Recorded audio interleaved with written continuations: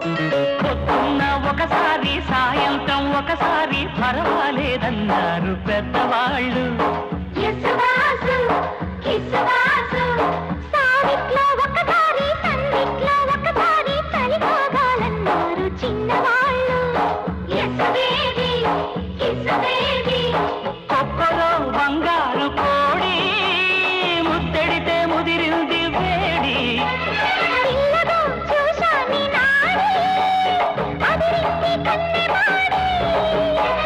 గుట్టుగా దోపిడి చెయ్యనా గుమ్మడి తాళలేను తీపి రాపిడి.